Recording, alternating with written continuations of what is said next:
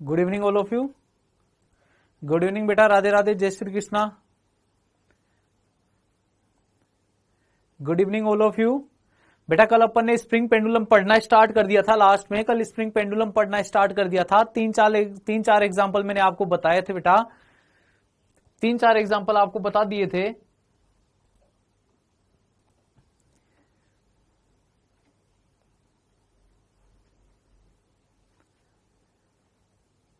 बेटा test plan के बारे में भी मुझे कोई आइडिया नहीं है।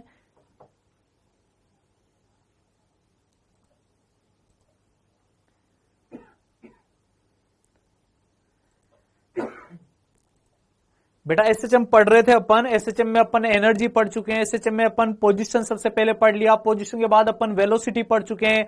वेलोसिटी के फॉर्मूले की बात करूं तो ओमेगा रूट ओवर ए स्क्वायर माइनस एक्स स्क्वायर। उसके अलावा बेटा एक्सीलरेशन पढ़ चुके हैं, एक्सीलरेशन क्या होता है, माइनस ओमेगा स्क्वायर एक्स होता है। फिर उसके बाद में बेटा अपन ने एनर्जी पढ़ी, एनर्जी में अपन ने बोला कि कितने टाइप की एनर्जी होगी, 2 टाइप की एनर्जी रहेगी। एक तो क्या रहेगी, पोटेंशियल एनर्जी। पोटेंशियल एनर्जी का फॉर्मूला कंडीशनल होता है। पोटेंशियल एनर्जी का फॉर्मूला क्या है, कंडीशनल है।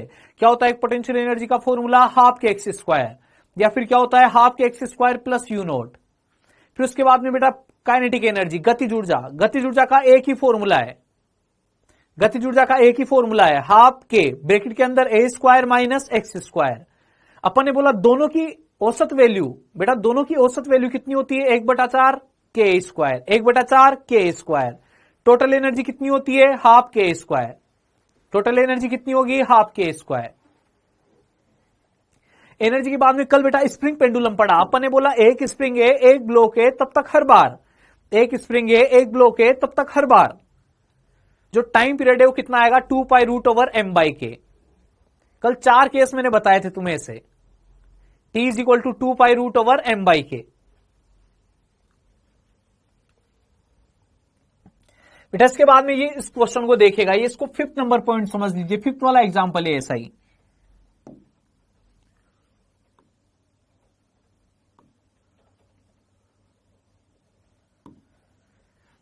देखिए बेटा दो द्रव्यमान जुड़े हुए हैं, M1 M2। ये एक द्रव्यमान कौन सा है, M1। दूसरा द्रव्यमान कौन सा है, M2। Single block single spring, सारे केस पढ़ लिए, सिंगल ब्लॉक सिंगल स्प्रिंग। केवल बेटा मीन पोजीशन माध्यावस्था अलग अलग जगह पे हो सकती है, लेकिन टाइम पीरियड सब जगह कितना आता था, 2 pi root over m/k। Time period बेटा सब जगह कितना आ रहा था, 2 pi root over m/k। 4 case किए थे कल अपन ने, 4 केस। देखो एक केस यही वाला था क्या, एक केस ये वाला था क्या, देखो time period, mean position natural length पे नहीं होगी, कहां पे होगी, जहां पर mg sin थीटा बराबर क्या हो जाएगा, kx। माध्यावस्था बेटा उसको बोला जाता है जहां पे परिणामी बल क्या होना चाहिए, 0 होना चाहिए। देखो परिणामी बल कहां पे 0 होगा, जब x नोट बराबर कितना हो जाएगा, mg sin theta upon k। kx is equal to कितना हो जाना चाहिए, mg sin थीटा। इधर की तरफ mg sin थीटा लग रहा है, इधर की तरफ क्या लगेगा, kx। जहां पे दोनों बल एक दूसरे को कैंसिल आउट कर देंगे, परिणामी बल 0 हो जाएगा बेटा, उसी को क्या बोला जाएगा, माध्यावस्था। किए थे कल ऐसे क्वेश्चन। तो बेटा टाइम पीरियड तो हर बार कितना आ रहा था, 2 पाई रूट ओवर m/k। माध्यावस्था अलग अलग आ रही थी हर केस में। माध्यावस्था कैसे पता करना है, नेट फोर्स क्या होना चाहिए, 0। परिणामी बल क्या हो, 0 हो। ब्लॉक पे परिणामी बल क्या होना चाहिए बेटा, 0 होना चाहिए। लेकिन टाइम पीरियड पता करने का फिक्स प्रोसेस है, और उसके अकॉर्डिंग टाइम पीरियड कितना आ रहा था, 2 पाई रूट ओवर m/k। हर केस में पता किया, जब भी एक block single spring, time period क्या, 2 पाई रूट ओवर m/k। इसके बाद में बेटा आगे वाले केस की बात कर रहा हूं, जब मान लीजिए मेरे पास एक नहीं कितने ब्लॉक आ जाए, एक साथ 2 ब्लॉक आ जाए। अब एक ब्लॉक एक स्प्रिंग नहीं है, कितने ब्लॉक हो चुके हैं, अब 2 ब्लॉक हो चुके हैं। जैसे बेटा 2 ब्लॉक आ जाते हैं, तो 2 ब्लॉक आते ही भी अपन टाइम पीरियड का फॉर्मूला क्या लिखेंगे, 2 पाई रूट ओवर m/k। क्या लिखेंगे बेटा, टाइम पीरियड का formula 2 pi root over m/k लिख देंगे। ओके बेटा कोई दिक्कत वाली बात नहीं है। लेकिन अब की बार कितने ब्लॉक आ गए, 2 ब्लॉक। 2 ब्लॉक आ गए तो टाइम पीरियड का फॉर्मूला क्या लिख रहा हूं, 2 पाई रूट ओवर, अब m नहीं आएगा बेटा, m की जगह क्या आ जाएगा, म्यू आ जाएगा। जैसे 2 ब्लॉक आते हैं, 2 ब्लॉक आते हैं, t इज इक्वल टू कितना आ जाता है, 2 pi root over m/k। m की जगह कितना आने लग जाएगा बेटा, म्यू आने लग जाएगा। अगर ऐसा अरेंजमेंट दिखे तो m की जगह क्या लिख देना है, म्यू लिख देना है। म्यू लिख देने का मतलब रिड्यूस मास। रिड्यूस मास क्या होता है बेटा, जब 2 मास को मुझे किसकी तरह कंसिडर करना हो, एक मास की तरह। एक साथ दो मास है, लेकिन मैं एक मास की कंडीशन जानता हूं, एक मास वाले के लिए फॉर्मूला जानता हूं। तो जब दो मास को बेटा एक मास की तरह ट्रीट करना हो, एक मास के लिए जानते हैं अपन कि एक मास के लिए फॉर्मूला क्या होता है, 2π√m/k। एक मास होगा, एक स्प्रिंग होगी, तो क्या होगा फॉर्मूला, 2π√m/k। लेकिन बेटा एक मास की जगह दो मास आ जाए अगर, तो दो मास आते मुझे ध्यान रखना है कि अगर एक स्प्रिंग और दो मास आ गए, तो दो मास को अगर एक मास की तरह काम में लेना है, तो मास की जगह क्या लिखा जाता है, रिड्यूस मास। क्या लिखा जाता है बेटा, रिड्यूस मास। ये लिखा हुआ है, क्या लिखा जाता है, रिड्यूस मास। फिर मास नहीं रहेगा, सिंगल मास है तो मास आएगा। बेटा वही बता रहा हूं, सेकंड वाला किसका फॉर्मूला है, सुनिए मेरी बात को, है ना। एक सिंगल ब्लॉक होता है, सिंगल ब्लॉक होता है तब तो 2π√m/k, सिंगल ब्लॉक सिंगल मास, तब तो फॉर्मूले क्या हो रहे थे, 2π√m/k। कल 4 केस पढ़े थे, 2π√m/k।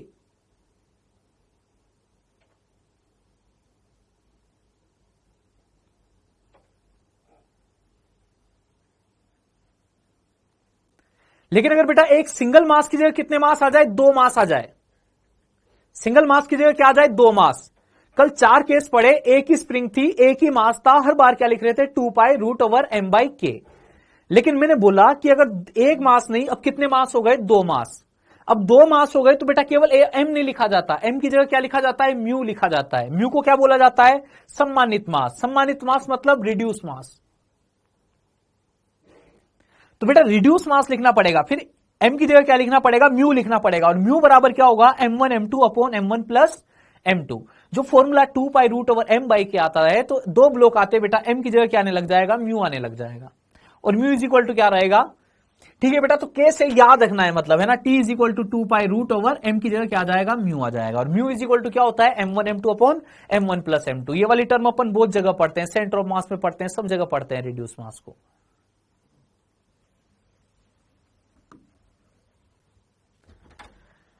अब देखो बेटा क्वेश्चन देखिएगा, एक क्वेश्चन है तुम्हारी स्क्रीन पे आगे, क्वेश्चन सोल्व कीजिएगा।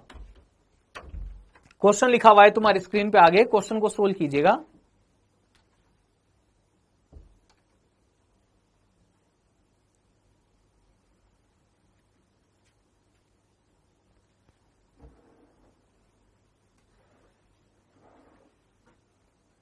ओनली 4 होंगे तुम्हारे, बहुत बढ़िया बेटा।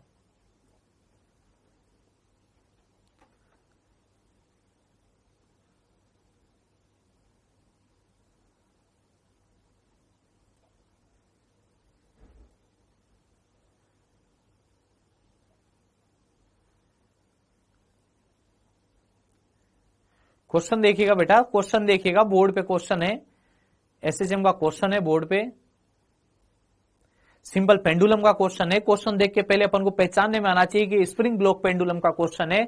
स्प्रिंग ब्लॉक पेंडुलम में अगर एक मास हो, एक ब्लॉक हो, तो टाइम पीरियड के लिए कभी परेशान नहीं होना है। टाइम पीरियड कितना रहेगा, 2π√m/k, 2π√m/k। अगर एक बेटा सिंगल ब्लॉक है, सिंगल ब्लॉक है,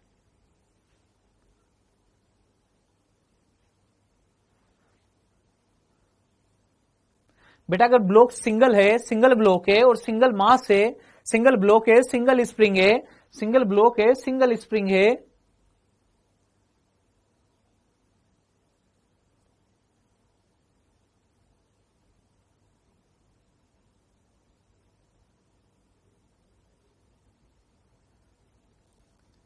बेटा इसमें तुम्हें और कुछ पता लगे नहीं लगे, लेकिन तुम्हें क्या पता लग जाना चाहिए, एक तो साम्यावस्था पता लग जानी चाहिए, और साम्यावस्था के अलावा बेटा तुम्हें टाइम पीरियड इसका कैलकुलेट करना आना चाहिए। पढ़ चुके हैं अपन, जब तक एक ब्लॉक रहेगा, एक स्प्रिंग रहेगी, एक स्प्रिंग है, एक ब्लॉक है, टाइम पीरियड का फॉर्मूला क्या रहेगा, 2π√m/k, 2π√m/k।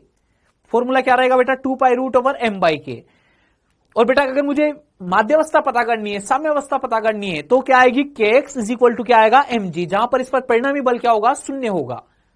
बेटा ये चीज अपन को पता होनी चाहिए।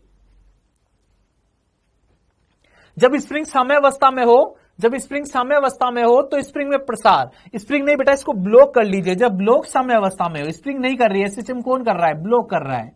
जब ब्लॉक साम्यावस्था में हो तो स्प्रिंग में प्रसार बताना है बेटा। फर्स्ट वाले पार्ट को सोल्व कर रहा हूं, फर्स्ट वाले पार्ट को सोल्व करूंगा तो बताओ ऊपर की तरफ कौन सा फोर्स लगेगा बेटा, kx। क्या लगेगा ऊपर की तरफ, kx। नीचे की तरफ क्या लगेगा बेटा, mg। क्या लगेगा, kx, और आगे क्या लगेगा, mg। जहां पे ये दोनों इक्वल हो जाएंगे ना बेटा, के एक्स की जगह भी साम्य अवस्था के लिए स्पेशल नाम दे देते हैं एक्स नॉट।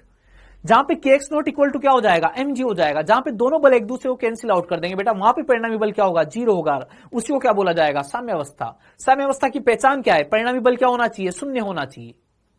याद आ रहा है कैसे तुम्हें, परिणामी बल क्या होना चाहिए साम्य अवस्था पर, शून्य। बल हमेशा किधर होता है, माध्यावस्था की तरफ। माध्यावस्था पे कितना होता है, जीरो। किससे लिखते थे जनरल फॉर्मूला, एफ बराबर के एक्स।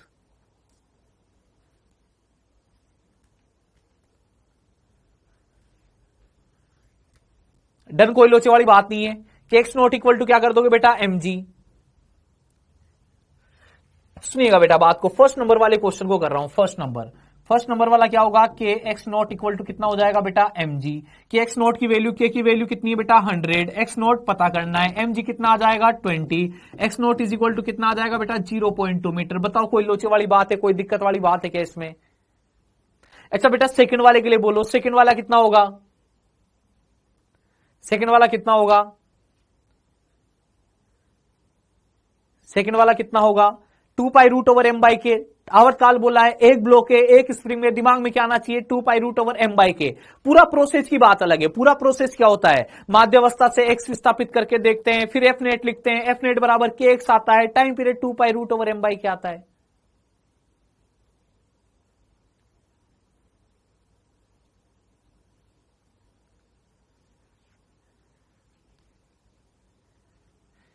देखिए बेटा यही तो क्वेश्चन है, और कौन सी स्लाइड है, यही तो क्वेश्चन है, बताइए।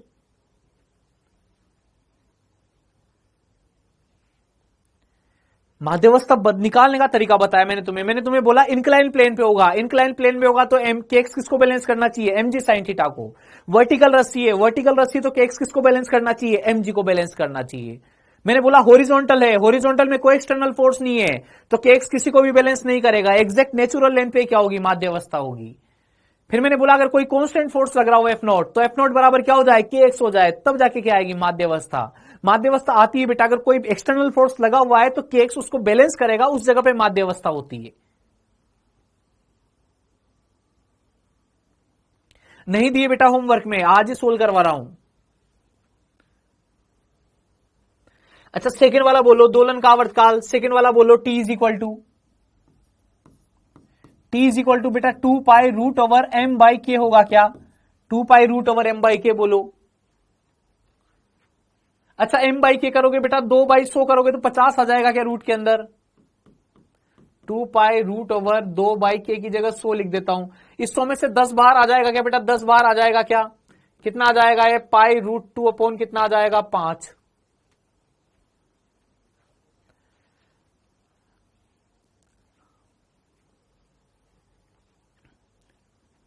अब बेटा यहां से इसके बाद यहां तक के दोनों क्वेश्चन तो है ना, ये अपन पढ़ चुके थे, 4-5 के सब पन्ने देखे थे। इसके बाद वाले क्वेश्चनों की बात कर रहा हूं, इसके बाद वाले क्वेश्चनों में समझने की चीज है ना। सुनना तुम मेरी बात को, सुनना मेरी बात को, बहुत ध्यान से सुनना बेटा मेरी बात को। जैसे मान लीजिए अगर मैं तुमसे बोल देता हूं कि कोई ब्लॉक है ना, ऐसे स्मूथ ब्लॉक है, स्मूथ सरफेस है।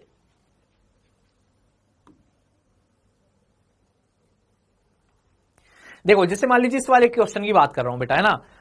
जैसे मान लीजिए अगर मैं तुमसे बोल देता हूं कि ये ब्लॉक था,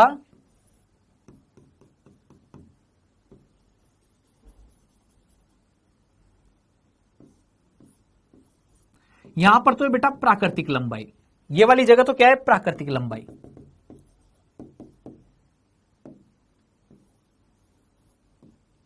ये वाली जगह तो क्या है बेटा, प्राकृतिक लंबाई है ना। ये वाली जगह तो क्या रहेगी, प्राकृतिक लंबाई।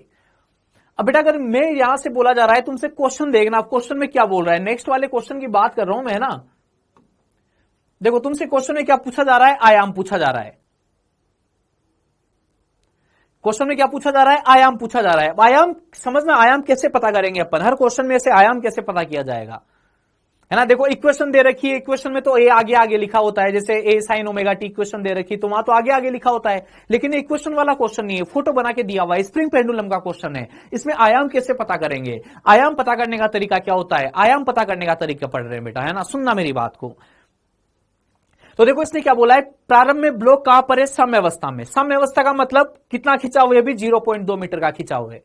प्रारंभ में ब्लॉक कहां पर है? साम्यावस्था पर। ब्लॉक साम्यावस्था पर है मतलब क्या है? ब्लॉक कितना खिंचा हुआ है स्प्रिंग में? 0.2 मीटर का खिंचा हुआ है। कितना खिंचा हुआ है बेटा? 0.2 मीटर का। बेटा साम्यावस्था, साम्यावस्था तो कहां पे होती है? जहां पे ब्लॉक पर परिणामी बल क्या हो जाएगा? 0 हो जाएगा। कल 3-4 केस किए थे अपन ने। ब्लॉक पर परिणामी बल जहां पे 0 होगा वहां पर क्या होती है? साम्यावस्था होती है। साम्यावस्था पहले भी पढ़ा है। साम्यावस्था अपन ने, साम्यावस्था का मतलब ही क्या है? बल क्या होना चाहिए? 0। बल क्या होना चाहिए बेटा? 0 होना चाहिए। साम्यावस्था किसको बोलते हैं? बल 0 होना चाहिए। 3 प्रकार की साम्यावस्था होती है, स्थायी साम्यावस्था, अस्थायी साम्यावस्था। लेकिन साम्यावस्था कोई सी भी हो, साम्यावस्था का मतलब ही क्या है? बल 0। जहां पे बल क्या हो रहा होगा? 0। तो एसएचएम में जो माध्यावस्था होती है, माध्यावस्था पे भी बल क्या होता है? 0। F बराबर kx।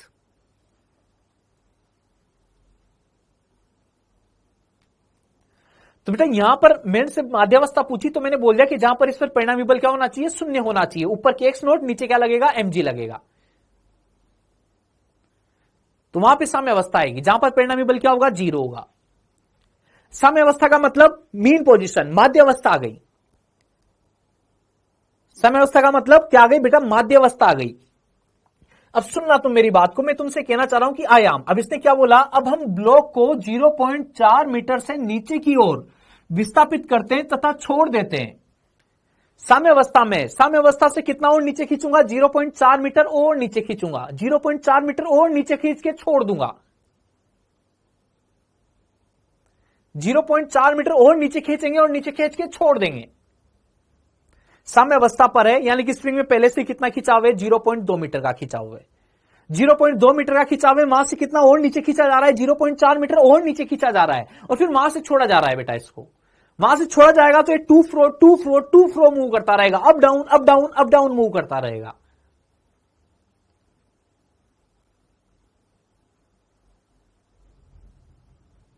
बेटा mg 20 होगा ना, m का मान 2 दे रखा है, g का मान 10 होता है। mg तो 20 ही रहेगा ना। ये 20 कैसे लिखा बेटा? ये तो mg का मान 20 ही तो होगा। g का मान 10 होता है, m का मान 2 kg है।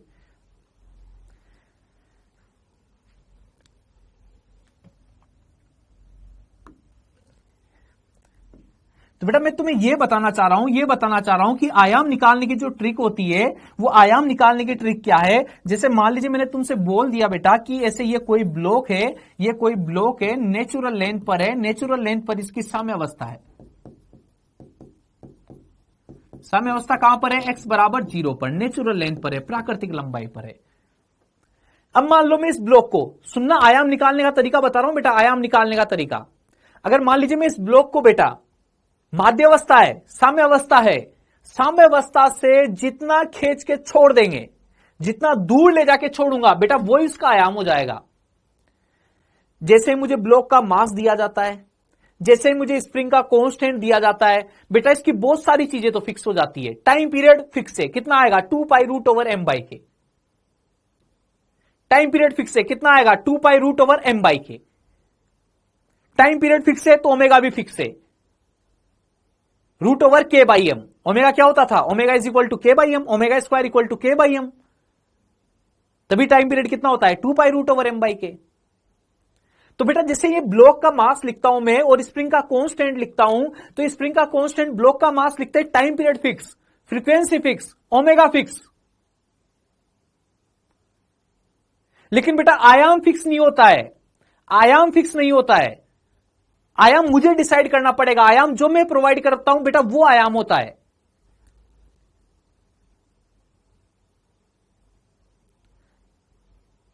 मुझे ब्लॉक का मास दिखा, स्प्रिंग कांस्टेंट दिखा, एक ब्लॉक एक स्प्रिंग, डायरेक्ट बोलूंगा टाइम पीरियड कितना है? 2π√m/k। ओमेगा कितना है? √k/m। ये चीजें फिक्स है बेटा, लेकिन आयाम फिक्स नहीं है। आयाम डिपेंड करेगा कि अपन कहां ले जाके छोड़ते हैं इसको। अगर मैं बेटा यहां से 2 सेंटीमीटर दूर ले जाके छोड़ दूं तो इसका आयाम भी कितना रहेगा? 2 सेंटीमीटर। 2 सेंटीमीटर इधर जाएगा फिर आएगा, 2 सेंटीमीटर इधर जाएगा फिर आएगा।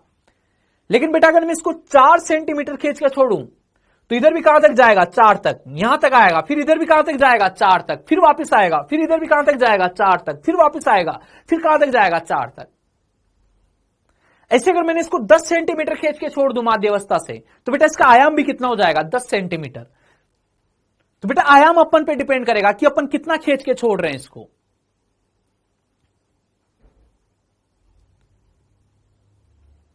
बेटा समझियो क्या तुम मेरी बात को? माध्यावस्था से जितना दूर ले जाके छोड़ दोगे बेटा वही आयाम होगा। तो आयाम अपने ऊपर डिपेंड करता है कि अपन कितना आयाम प्रोवाइड करते हैं उसको।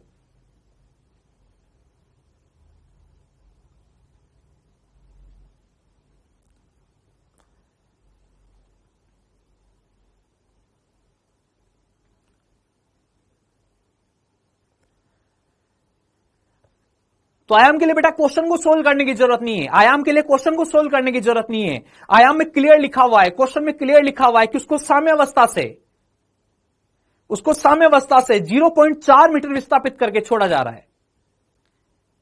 यानी कि इसका आंसर 0.4 होगा। बिल्कुल सही बात है बेटा।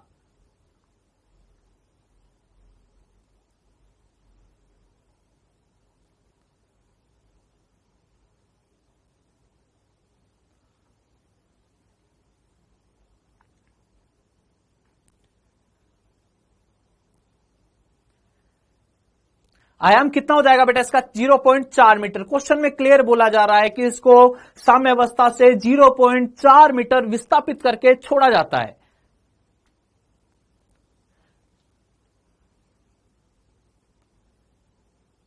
और बेटा एसएचएम का मोशन किस टाइप का है? सुनो मेरी बात को, सुनते जाओ। एसएचएम का मोशन किस टाइप का है?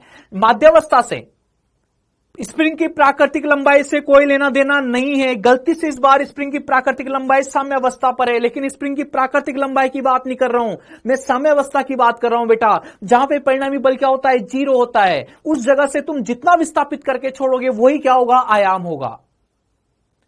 और माध्यावस्था जो साम्यावस्था है, जहां पर F बराबर 0 है बेटा, उस जगह से तुम जितना दूर ले जाके छोड़ोगे उतना दूर तक जाएगा वो, वहां तक उसका क्या होगा? आयाम होगा। और जितना दूर इधर ले जाके छोड़ा है दूसरी तरफ भी उतना ही दूर तक जाएगा। अगर तुम माध्यावस्था से एक तरफ 10 सेंटीमीटर खींच के छोड़ रहे हो तो माध्यावस्था से दूसरी तरफ भी कितना जाएगा? 10 सेंटीमीटर ही जाएगा। समझ पाएगा तुम मेरी बात को? इसमें टाइम पीरियड, फ्रीक्वेंसी, ऐसे क्वेश्चन तो डायरेक्ट फॉर्मूला बेस्ड रहेंगे। सिंगल ब्लॉक है, सिंगल स्प्रिंग है, लेकिन आयाम मुझे सोचना पड़ेगा, क्वेश्चन को पढ़ना पड़ेगा, कहां से रिलीज किया है, कहां से छोड़ा जा रहा है।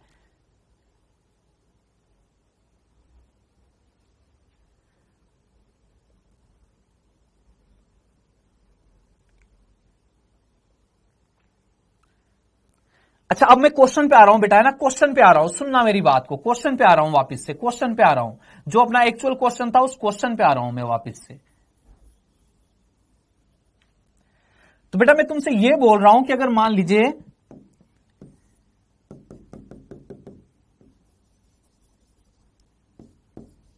नेचुरल लेंथ, बेटा ये वाली जगह तो क्या है बेटा? Natural length. कितनी जगह, कौन सी जगह है? नेचुरल लेंथ है ना। अब सुनना मेरी बात को, यहां मास कितना है इसका? 2 kg। स्प्रिंग कांस्टेंट जो भी होगा K इज इक्वल टू 100, है ना। ये तो नेचुरल लेंथ है। नेचुरल लेंथ का मतलब बेटा x बराबर क्या है? 0 है।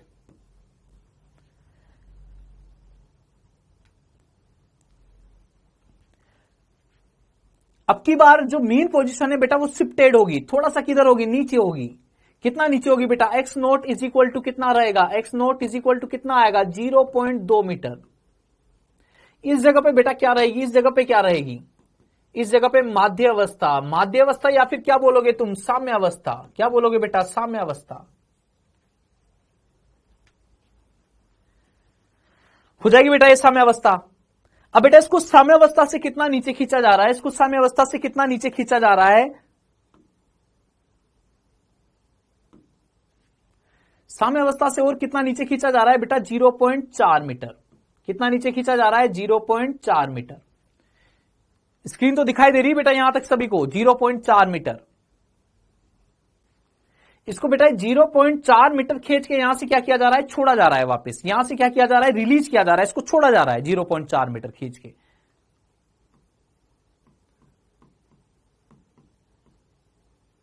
छोड़ा जा रहा है मतलब बेटा यहां पर वेग क्या होगा? 0 होगा। यहां पर वेग क्या होगा? 0 होगा।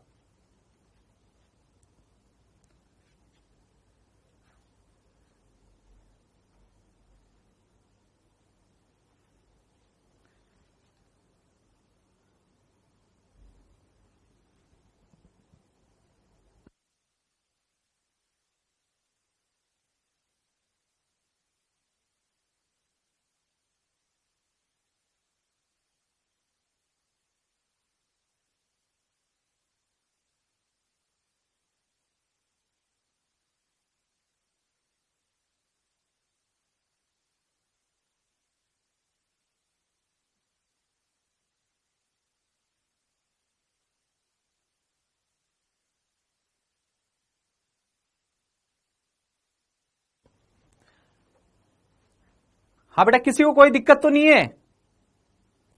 0.4 मीटर खींच के छोड़ा अपन ने, साम्यावस्था से कितना खींच के छोड़ा? 0.4 मीटर खींच के छोड़ा।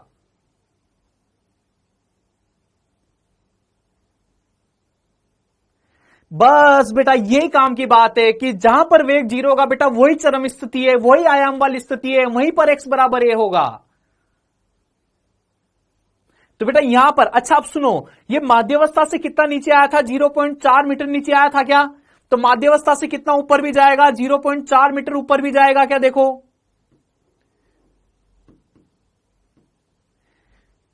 जितना नीचे गया उतना ही किधर जाएगा? ऊपर। लेकिन प्राकृतिक लंबाई की बात नहीं कर रहा, साम्यावस्था की बात कर रहा हूं, साम्यावस्था की, माध्यावस्था की बात कर रहा हूं। माध्यावस्था से जितना नीचे ले जाके छोड़ा है उतना नीचे तो जाएगा ही जाएगा, वहां ले जाके छोड़ा है तो ऊपर भी उतना ही जाएगा बेटा। अच्छा बेटा, कंप्रेशन बताओ और इलोंगेशन बताओ इसमें। देखो यहां पे प्राकृतिक लंबाई थी क्या? यहां पे प्राकृतिक लंबाई थी क्या? देखो इस जगह पे तो साम्यावस्था तक जाते जाते ही कितना कितना प्रसार हो गया था इसमें? 0.2 मीटर का प्रसार कब हो गया? साम्यावस्था तक हो गया।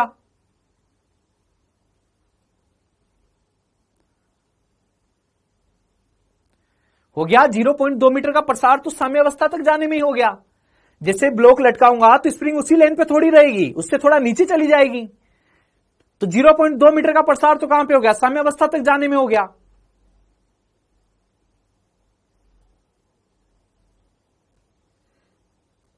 फिर बेटा उसके बाद साम्यावस्था तक, यहां पे मान लीजिए ब्लॉक लटका हुआ है, ब्लॉक लटका हुआ है, यहां तक तो प्राकृतिक लंबाई है। जैसे मैंने ब्लॉक लटकाया उससे थोड़ा नीचे आ गया, साम्यावस्था यहां पर है।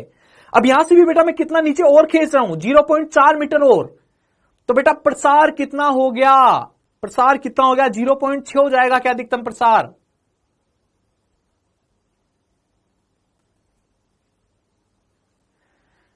बेटा यहां तक तो साम्यावस्था, माध्यावस्था, यहां तक कितना प्रसार हो चुका है? 0.2 मीटर का। वेट जहां पे बैलेंस हुआ, जहां पर केएक्स ने एमजी को बैलेंस किया, जहां पर केएक्स ने एमजी को बैलेंस किया बेटा, वहां तक ही कितना प्रसार हो चुका था? 0.2 मीटर प्रसार हो चुका था। फिर 0.2 मीटर के आगे मैंने 0.4 मीटर और नीचे खींचा, फिर वहां से छोड़ा, तो मैं अधिकतम प्रसार कितना हो गया? 0.6 हो गया। लेकिन संपीड़न की बात करो बेटा, संपीड़न कितना हुआ? देखो इस माध्य स्थिति से मैं 0.4 मीटर नीचे गया था, तो ऊपर भी कितना जाऊंगा? 0.4 ही जाऊंगा। 0 पॉइंट पे तो अभी प्राकृतिक लंबाई आई है, तो प्रसार अधिकतम कितना होगा? केवल 0.2 ही होगा क्या? बताओ।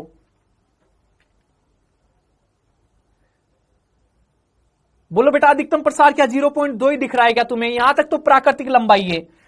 माध्यावस्था से 0.4 मीटर नीचे गया था, 0.4 मीटर ऊपर भी जाएगा, लेकिन 0.2 मीटर ऊपर तो क्या मिलेगी? प्राकृतिक लंबाई। तो फिर उससे प्रसार कितना होगा? 0.2 ही होगा।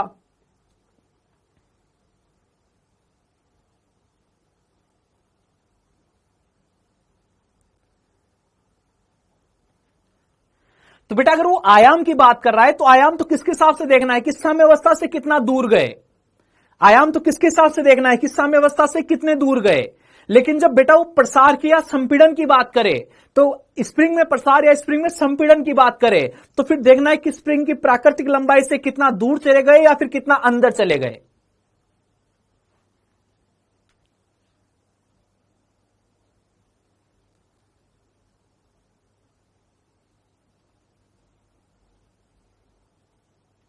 डन बेटा, कोई दिक्कत वाली बात तो नहीं है?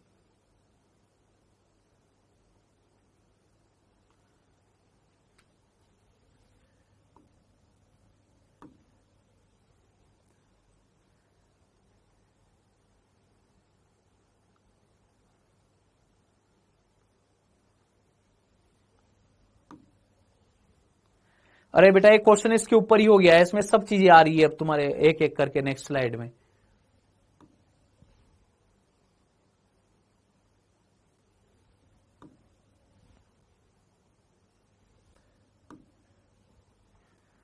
नेक्स्ट वाला क्वेश्चन देखिए अब।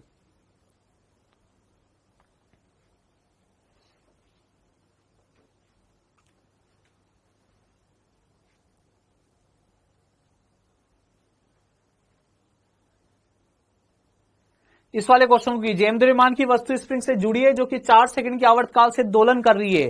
यदि वस्तु का द्रव्यमान 4 केजी से बढ़ाया जाता है तो इसका आवर्तकाल 2 सेकंड से बढ़ जाता है। प्रारंभिक द्रव्यमान m ज्ञात करे।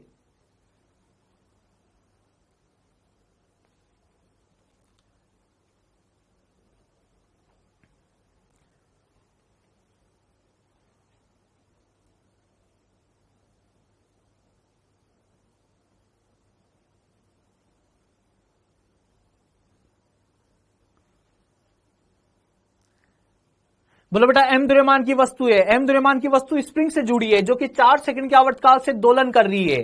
जब द्रव्यमान कितना है बेटा एम के जी, द्रव्यमान कितना है एम के जी, तो आवर्तकाल कितना है बेटा टी, कितना आवर्तकाल दिया जा रहा है, टी बराबर 4 सेकंड बोला जा रहा है। टी बराबर कितना बोला जा रहा है बेटा 4 सेकंड। अब बेटा इसमें देखो यदि वस्तु का द्रव्यमान 4 केजी से बढ़ाया जाता है, वस्तु का द्रव्यमान 4 केजी से बढ़ा दिया जाए, सेकंड केस में वस्तु का द्रव्यमान कितना हो जाएगा m प्लस 4 केजी। बोलो सही लिख रहा हूं मैं, m प्लस 4 केजी होगा। तो बेटा आवर्तकाल कितना बढ़ जाता है, 2 सेकंड से बढ़ जाता है, 2 सेकंड से बढ़ जाएगा तो टी डेज बराबर कितना हो जाएगा 6 सेकंड हो जाएगा। क्या बताओ इसमें कोई दिक्कत वाली बात है क्या? बताओ बेटा इसमें कोई दिक्कत है क्या? कोई दिक्कत वाली बात तो नहीं है। अब बेटा जब भी ऐसे एक साथ दो कंडीशन आ जाए, किस द्रव्यमान पे आवर्तकाल इतना, द्रव्यमान को चेंज किया आवर्तकाल चेंज हुआ, ऐसे क्वेश्चन किससे, प्रोपोर्शनलिटी से, अनुपात समानुपात से। किससे होते बेटा ऐसा क्वेश्चन? अनुपात समानुपात से। पहले एक द्रव्यमान उस पे एक आवर्तकाल दिया हुआ है, दूसरा द्रव्यमान दूसरा आवर्तकाल दिया हुआ है। एक साथ आवर्तकाल का फॉर्मूला कितनी बार लगेगा? 2 बार। एक साथ कितनी बार फॉर्मूला लगेगा? 2 बार। 2 बार फॉर्मूला लगा के डिवाइड करते हैं बेटा दोनों को, तो डायरेक्ट प्रोपोर्शनलिटी से लिखो। देखो टाइम पीरियड का फॉर्मूला क्या होता था, देखो एम द्रव्यमान की वस्तु स्प्रिंग से जुड़ी है, एक ब्लॉक एक स्प्रिंग है। क्या बेटा स्टैंडर्ड केस है, एक ब्लॉक एक स्प्रिंग जब भी आ जाए t is equal to 2 pi root over M by k. तो बोलो बेटा टी इज इक्वल टू कितना होगा? 2 pi root over M by k. T directly proportional to क्या आएगा बेटा? Root m. कितना आ जाएगा ऊपर? तो बेटा टी डैश अपॉन में कितना आ जाएगा? टी। रूट के अंदर कितना आ जाएगा बेटा? m प्लस 4 अपॉन में कितना आ जाएगा? m। टी डैश कितना लिख दोगे बेटा? 6 सेकेंड। टी बराबर कितना लिख दोगे? 4 सेकेंड। इधर कितना आ जाएगा बेटा? m प्लस 4 अपॉन में कितना आ जाएगा? m। स्क्वायर कर दोगे तो कितना आ जाएगा बेटा? ये इसको 3/2 कर दो, कितना हो जाएगा? 9/4। स्क्वायर कर दिया, कितना आ जाएगा बेटा? 9/4 इज इक्वल टू कितना आएगा? m प्लस 4 अपॉन में कितना आएगा? m। क्रॉस मल्टीप्लाई कर देता हूं बेटा, इसके बाद में क्रॉस मल्टीप्लाई कर रहा हूं, इसके बाद में क्रॉस मल्टीप्लाई करूंगा तो कितना आएगा? 9m। 9m इक्वल टू कितना आ जाएगा बेटा? 4m प्लस कितना आ जाएगा? 16। यहां से बेटा 5m इक्वल टू कितना आएगा? 16। यहां से m इक्वल टू कितना आ जाएगा बेटा? 16/5 kg। बोलो 16/5 kg होगा नहीं होगा?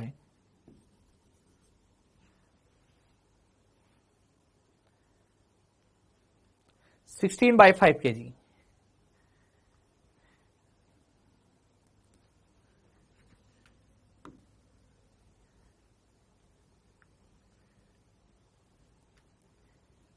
ये क्वेश्चन तुम्हारे लिए होमवर्क छोड़ दूं?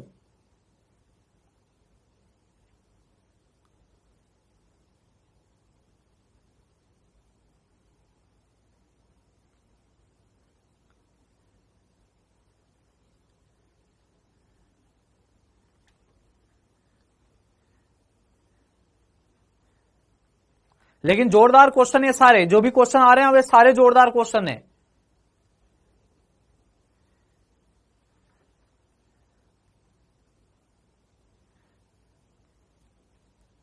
या करवा दूं इसको सोल्व? बताओ।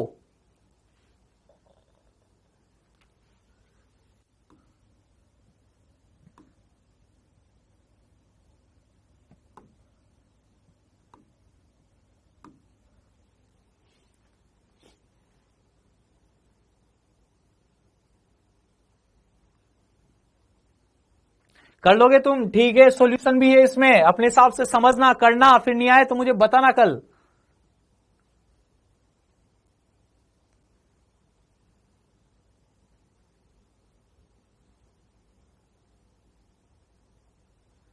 स्लाइड बेटा कितना पीछे करना है स्लाइड को?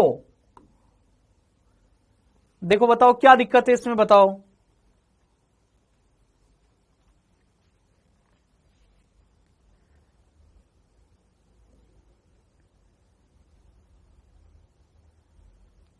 डन बेटा, कर दूं आगे स्लाइड को?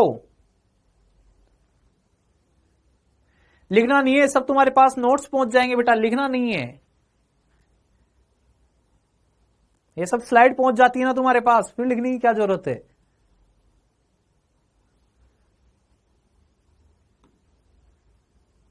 इस क्वेश्चन को तुम ट्राई करोगे, HW है बेटा, HW।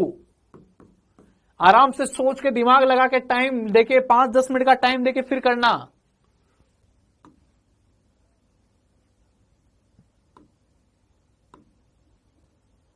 कहां चला गया बेटा वो क्वेश्चन?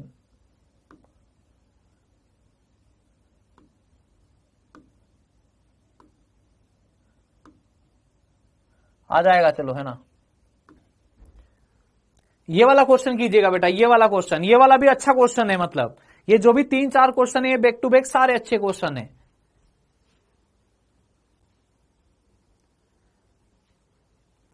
बाकी simple formula based question, M दे दिया, के दे दिया, एक ब्लॉक दे रखा है, एक के दे रखा है, आराम से 2π√m/k।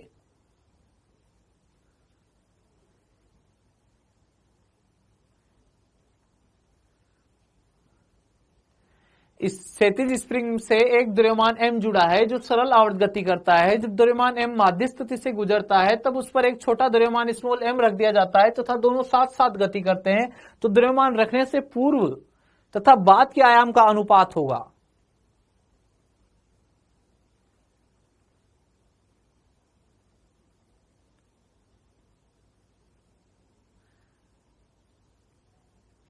मैं सोल्व कर दूं क्या बेटा इसको?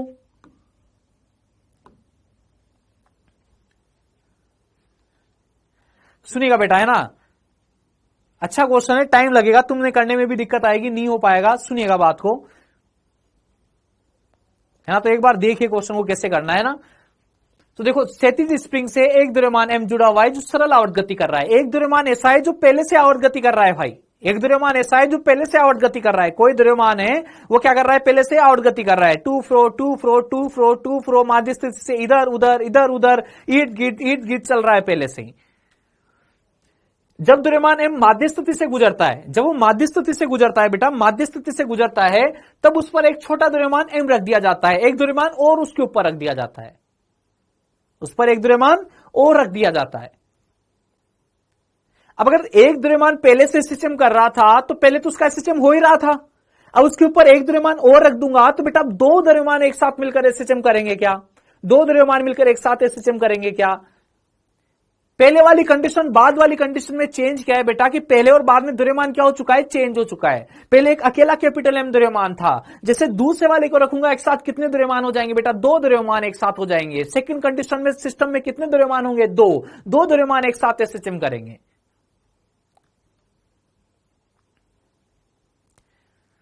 तो बेटा क्षैतिज स्प्रिंग क्लियर बोला हुआ है, क्वेश्चन पहचानने में आना चाहिए कौन सा केस है बेटा, क्षैतिज स्प्रिंग वाला केस है। कौन सा केस है? क्षैतिज स्प्रिंग जो एसएचएम कर रही थी पहले वो कौन सी थी, क्षैतिज।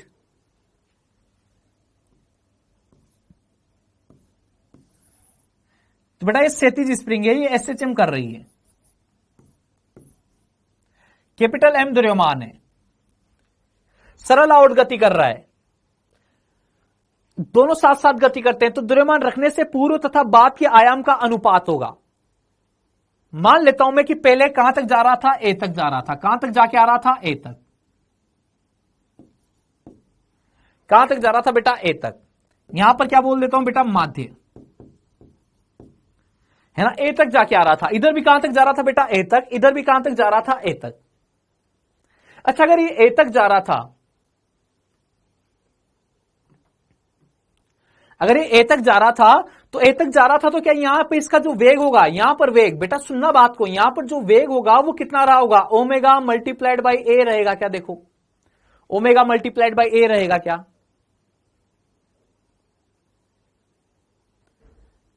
माध्य स्थिति पर वेग अधिकतम होता था और कितना होता था, ओमेगा ए। याद आ रहा है तुम्हें वेग वाले फॉर्मूले, वेग का फॉर्मूला ओमेगा√a² माइनस x²। माध्य पे भी पता किया था, चरम पे मैंने बोला चरम पे 0 हो जाता है, माध्य पर तेजी से निकलता है पार्टिकल, माध्य पर तेजी से निकलता है, ओमेगा ए।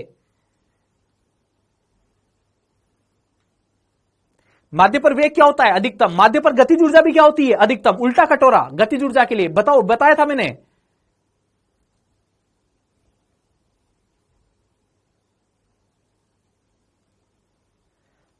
गतिज ऊर्जा उल्टा कटोरा, माध्य स्थिति पर अधिकतम, आइट साइड में 0। गतिज ऊर्जा क्या, हाफ mv²। वेग भी कहां, माध्य स्थिति पर अधिकतम, चरम पे क्या, 0।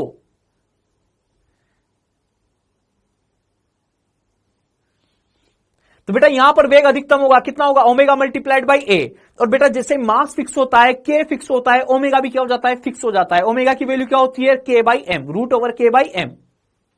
ओमेगा की वैल्यू क्या होती है, रूट ओवर के by m, k is equal to m omega square. याद आ रहा है कि बेटा ये सब चीजें याद है क्या तुम्हें? ओमेगा इज इक्वल टू अपन रूट ओवर के बाई एम लिखते थे, k is equal to m omega square लिखते थे।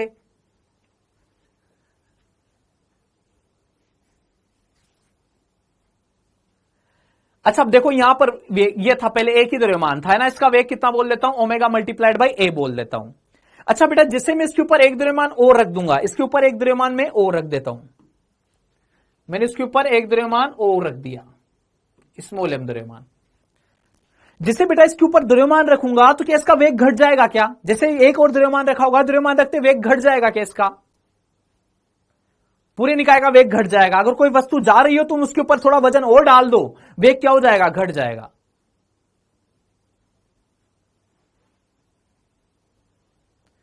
तो बस बेटा मैं वेग का ही रिलेशन जानूंगा, है ना, वेग में क्या छिपा हुआ है, ओमेगा और ए दोनों छिपे हुए हैं। मुझे एकाई तो अनुपात बताना है, मुझे पहले और बाद वाली वेलोसिटी में रिलेशन चाहिए।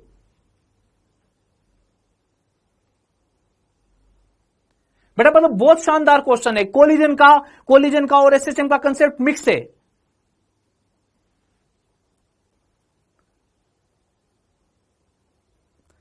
तो बेटा जब ये माध्य स्थिति पे गुजर रहा था तो इस पे एक ब्लॉक रख दिया जाता है, एक ब्लॉक रख दिया जाता है तो ये मैक्सिमम रफ्तार से गुजर रहा था, लेकिन जैसे मैं ब्लॉक रखूंगा बेटा तो इसकी रफ्तार क्या हो जाएगी, कम हो जाएगी।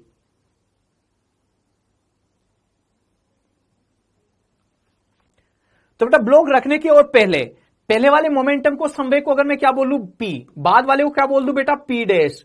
तो पहले तो क्या लिखूंगा एम मल्टीप्लाइड बाई वी, और बेटा बाद में क्या लिखूंगा m plus m multiplied by क्या लिखूंगा वी डैश। बेटा क्या यही संवेग संरक्षण होता है क्या, यही मोमेंटम कंजर्वेशन है क्या, यही संवेग संरक्षण है क्या?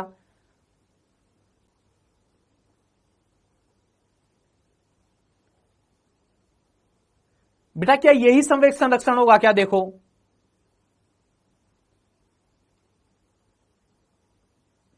अच्छा बेटा यहां से क्या तुम ऐसा बता सकते हो क्या कि जो v डैश अपॉन वी आएगा, v डैश अपॉन वी आएगा, v dash upon v is equal to क्या रहेगा बेटा, m upon m plus m आ जाएगा क्या? बोलो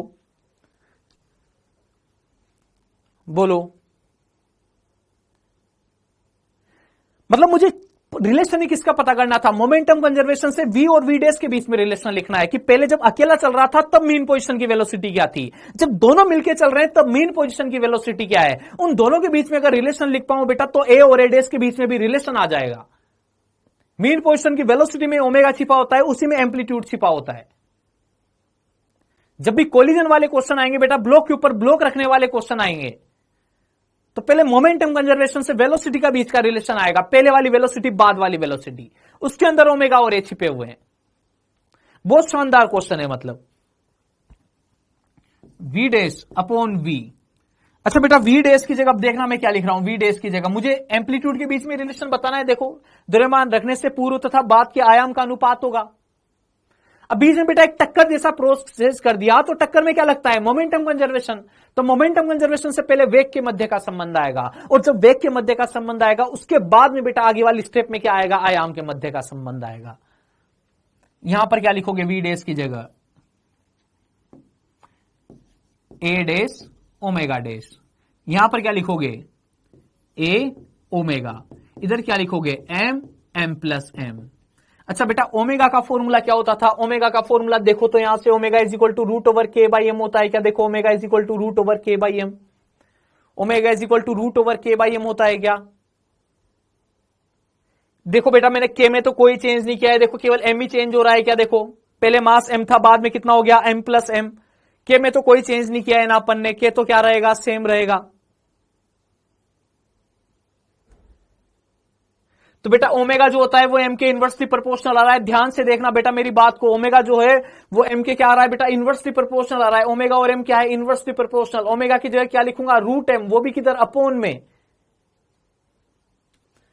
तो देखो बेटा ए डैश ओमेगा डैश की जगह क्या लिखोगे, रूट ओवर, देखना बेटा एम, अपोन में क्या लिखोगे एम प्लस एम। देखो सही लिख रहा हूं क्या, मैंने सही लिखा है क्या? देखो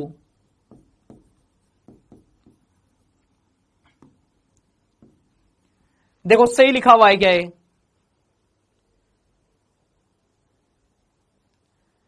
ओमेगा डेस मतलब बाद वाला ओमेगा, बाद वाला ओमेगा है तो उसकी जगह एम कौन सा आएगा? पहले वाला। और जो पहला वाला ओमेगा है उसकी जगह कौन सा एम आएगा? बाद वाला एम आएगा, क्योंकि इनवर्सली प्रोपोर्शनल है बेटा। देखो omega inversely proportional to root m. यहां से बेटा ऐसा लिख सकते हो तुम, देखना मेरी बात को, यहां से ऐसा लिख सकते हो तुम, देखना, omega dash upon omega equal to root over M upon M dash. लिख सकते हो नहीं लिख सकते हो?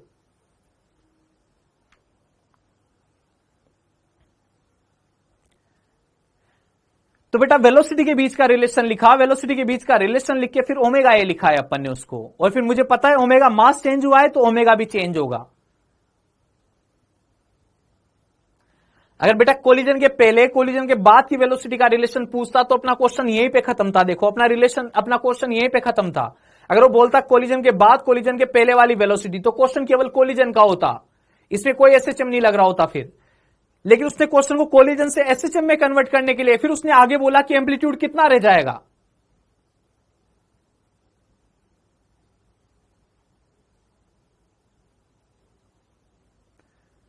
और उसी वेलोसिटी में, मीन पोजीशन की वेलोसिटी में बेटा क्या छुपा होता है? ओमेगा और ए छिपा होता है।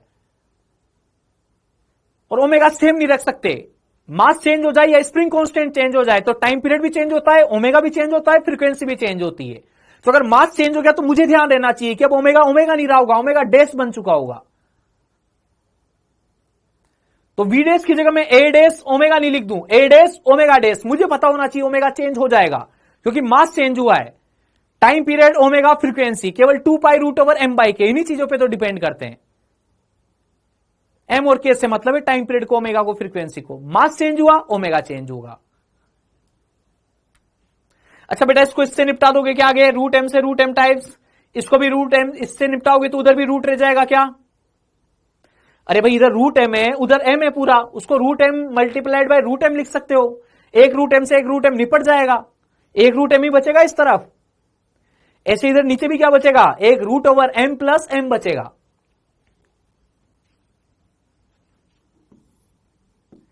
ए dash upon A is equal to root over M upon M plus M.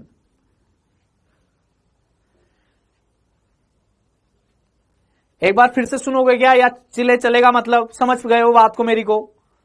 Collision आ गया मतलब कोलिजन में बेटा वेलोसिटी के थ्रू ही तुम एक्सचेंज कर सकते हो। इनिशियल कंडीशन से फाइनल कंडीशन पे किसके थ्रू जाओगे? मोमेंटम कंजर्वेशन के थ्रू। सबसे पहले रिलेशन वेलोसिटी में आएगा।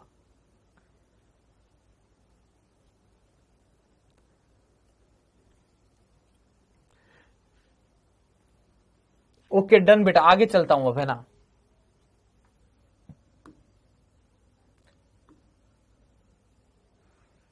इस वाले क्वेश्चन को कीजिए बेटा, सॉल्यूशन इसका तो यही हो रखा है, लेकिन ठीक है बिना सॉल्यूशन देखे या सॉल्यूशन देख के भी कर पाओ तो कीजिए। मतलब बेटा अभी जो 4-5 क्वेश्चन चलेंगे, 4-5 सारे शानदार क्वेश्चन है, मतलब सारे सोचने वाले क्वेश्चन है, सारा टाइम देके करने वाले क्वेश्चन है।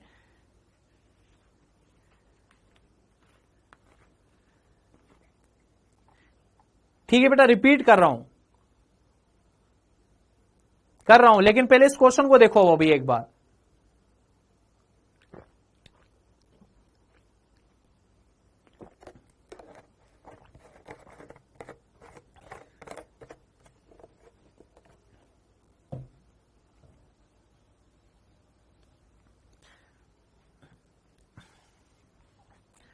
वैसे नीट में से पूछे जाने के चांसेस नहीं होते हैं ना, पूछे जाने के चांसेस नहीं होते कि नीट में से इतने भारी क्वेश्चन तुमसे पूछे जाएंगे, लेकिन फिर भी ठीक है, एक स्टेप ज्यादा आगे के सोल्व कर लेते हैं तो जो सिंगल स्टेप वाले क्वेश्चन रहेंगे वो बहुत आसान लगेंगे अपन को। 1-2-3 स्टेप ज्यादा हार्ड क्वेश्चन करते हैं तो फिर जो क्वेश्चन है इसके वाले वो बहुत आसान लगेंगे।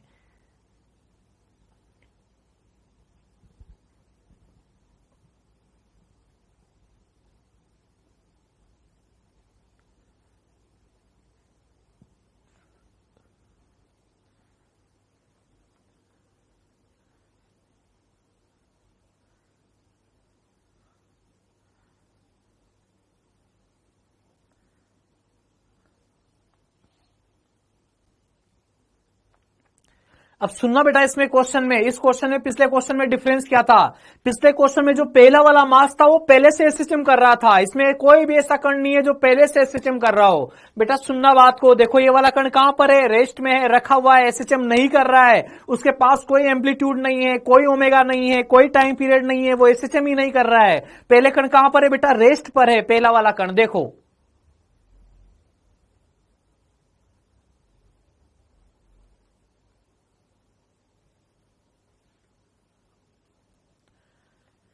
देखो बेटा, कोई दिक्कत वाली बात तो नहीं है। पहला वाला कण कहां पर है? रेस्ट पर है। पहला वाला कण कहां पर है? रेस्ट पर। इससे बेटा दूसरा कण आके टकरा रहा है, दूसरा कण आके टकरा रहा है। अब बेटा दूसरा कण आके टकराया है ना, दूसरा कण आके टकराते ही इस ब्लॉक के पास क्या आएगी? वेलोसिटी आएगी। और जैसे ब्लॉक के पास वेलोसिटी आएगी बेटा, तो वो एसएचएम करना स्टार्ट करेगा, तब स्प्रिंग को दबाएगा, स्प्रिंग उसको धक्का देगी, तब एसएचएम होने लगेगा। पहले एसएचएम नहीं हो रहा है। पहले वाला कण कहां पर है? ये वाला ब्लॉक कहां पर है? रेस्ट पर है।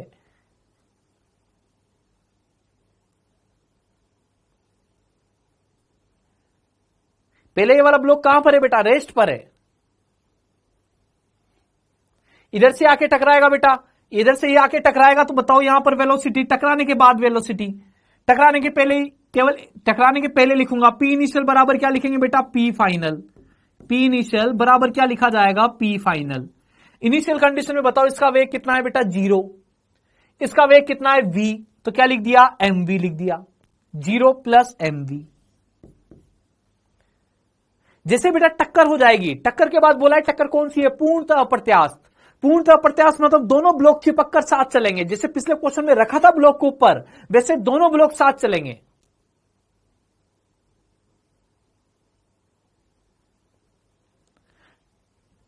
तो बेटा पूर्ण अप्रत्यास्थ टक्कर है, मतलब दोनों ब्लॉक चिपक के साथ चलते हैं इसमें, और दोनों ब्लॉक चिपक के साथ चलेंगे तो दोनों का वेग क्या रहेगा? सेम रहेगा, v डैश रहेगा। दोनों का वेग क्या रहेगा बेटा? v dash. यहां से v dash is equal to कितना आ जाएगा बेटा? v/2। कितना आ जाएगा? v/2। दोनों द्रव्यमान क्या थे? ये भी m, ये भी कितना? m। अब दोनों साथ चलेंगे, 2m द्रव्यमान पूरा किससे चलेगा? v/2 रफ्तार से। v डैश बराबर कितना आ गया बेटा? v/2 आ गया। अच्छा देखो, तुमसे टक्कर के तुरंत बाद चाल पूछी जा रही थी क्या? एक तो टक्कर के तुरंत बाद चाल बताओ, और फिर आयाम भी बताओ एसएचएम करेगा तो। टक्कर के तुरंत बाद की चाल तो आ गई क्या? पहला वाला पार्ट तो सोल्व हो गया है क्या बेटा? देखो पहला वाला पार्ट तो सोल्व हो गया है क्या? टक्कर के तुरंत बाद की चाल।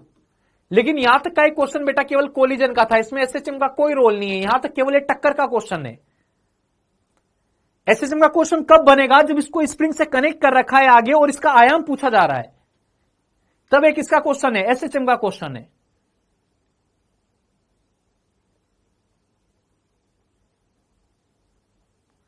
बोलो बेटा समझ रहे हो क्या मेरी बात को? यहां तक क्वेश्चन किसका है? केवल बेटा टक्कर का क्वेश्चन है। लेकिन टक्कर के बाद आगे क्या पूछा है कि जैसे टक्कर होगी, दोनों ब्लॉक के पास वेग आएगा, वेग आने के बाद इसको क्या करेंगे? कंप्रेस करेंगे।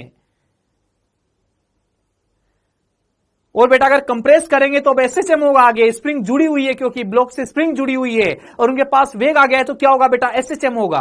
और एसएचएम होगा तो मुझसे क्या पूछा जा रहा है? आयाम पूछा जा रहा है। और मुझे पता है जब दोनों ब्लॉक एक साथ यहां चिपक जाएंगे तो स्प्रिंग पहले कहां पर है? नेचुरल लेंथ पर है। स्प्रिंग पहले कहां पर है? प्राकृतिक लंबाई पर है। तो जो भी वेग आया होगा, ये टक्कर के बाद जो भी वेग आया है, ये दोनों ब्लॉक एक साथ एसएचएम करेंगे। एक साथ एसएचएम करेंगे तो दोनों ब्लॉक का एक साथ माध्य स्थिति का वेग कितना रहेगा? v/2।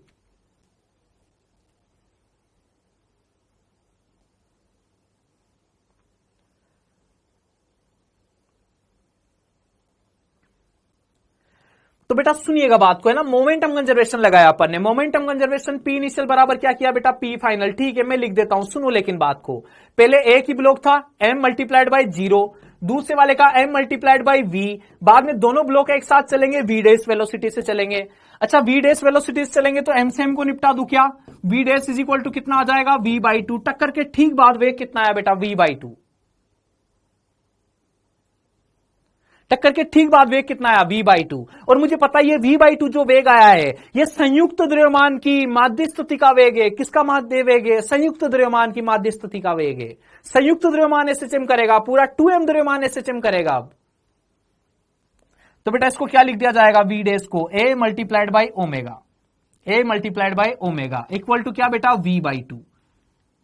ओमेगा की जगह क्या लिखोगे बेटा, ओमेगा की जगह क्या लिखोगे, ओमेगा तुम जानते हो, ओमेगा केवल और केवल किस पे डिपेंड करता है, एक तो मास पे और एक स्प्रिंग कांस्टेंट पे। ओमेगा हो, टाइम पीरियड हो, फ्रीक्वेंसी हो, उनको केवल मास से और स्प्रिंग कांस्टेंट से मतलब है।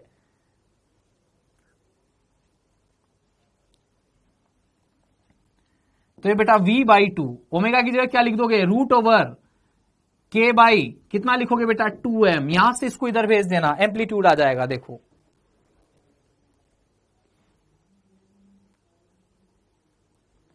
बड़े शानदार क्वेश्चन था बेटा, पिछले वाले दोनों तीनों क्वेश्चन शानदार क्वेश्चन है, मेन से एडवांस लेवल के क्वेश्चन है दोनों तीनों। टक्कर वगैरह मिक्स होके आ जाए एसएचएम के साथ, तब के क्वेश्चन है दोनों।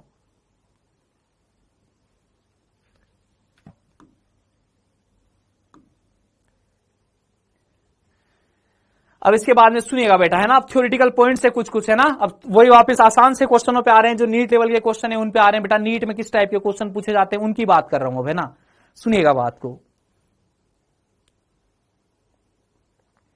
नीट में सिंपल अपन से t is equal to 2π√m/k, एक ब्लॉक एक मास, एक स्प्रिंग, इस टाइप के क्वेश्चन है ना। और एक साथ आती है तो फिर स्प्रिंग दो आती है, कितनी स्प्रिंग आती है, दो स्प्रिंग आती है एक साथ,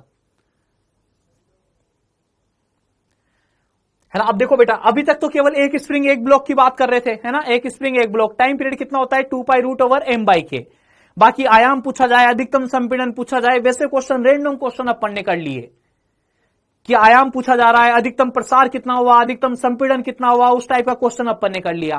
फिर अगर बीच रास्ते में, चलते रास्ते में कोई दूसरा द्रव्यमान रख दिया जाए, दूसरा द्रव्यमान उसके ऊपर पटक दिया जाए, तो नया आयाम कितना हो जाएगा, नया ओमेगा कितना हो जाएगा, वो क्वेश्चन अपन ने कर दिए। अब बात कर रहा हूं बेटा कि अगर एक स्प्रिंग नहीं हो, एक ब्लॉक कितनी स्प्रिंग से जुड़ा हो, एक से ज्यादा स्प्रिंग से जुड़ा हो, 2 स्प्रिंग है, 3 स्प्रिंग है, 4 स्प्रिंग है, तब 2π, द्रव्यमान तो एक ही है तो m की जगह तो m ही आएगा, लेकिन k की जगह क्या आएगा, k की जगह क्या आता है बेटा, k इक्विवेलेंट आता है। जैसे अगर मैं तुमसे बोलूं एक ही द्रव्यमान है, एक ही द्रव्यमान है, अब एक ही द्रव्यमान एक स्प्रिंग से नहीं, बहुत सारी स्प्रिंग से जुड़ा है, 2 स्प्रिंग है, 3 स्प्रिंग है, 4 स्प्रिंग है, तो 2π√m तो आएगा, द्रव्यमान तो एक ही है, लेकिन k की जगह क्या आएगा बेटा, k इक्विवेलेंट आएगा। k की जगह क्या आएगा, k इक्विवेलेंट आएगा।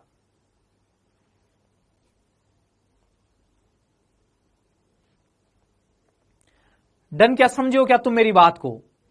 अभी तक ये बहुत सारी वैरायटी, बहुत डिफरेंट वैरायटी, बहुत खतरनाक क्वेश्चन, ये सब अपन ने किससे रिलेटेड किए, एक ब्लॉक एक मास, मास ज्यादा से ज्यादा दूसरा मास रख दिया जाता है क्वेश्चन को टफ करने के लिए,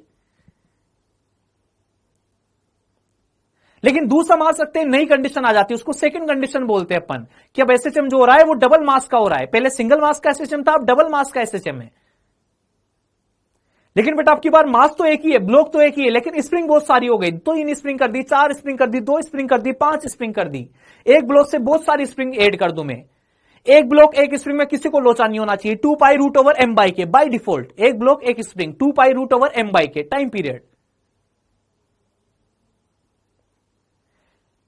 लेकिन बेटा ब्लॉक एक हो लेकिन स्प्रिंग में बहुत सारी आ गई, तो भी घबराने वाली बात नहीं है, 2π√m तो आएगा, बस k की जगह क्या आएगा, k इक्विवेलेंट आएगा। और नीट क्वेश्चन के लेवल की बात करूं तो यही लेवल है बेटा, यही लेवल नीट के लिए परफेक्ट होता है।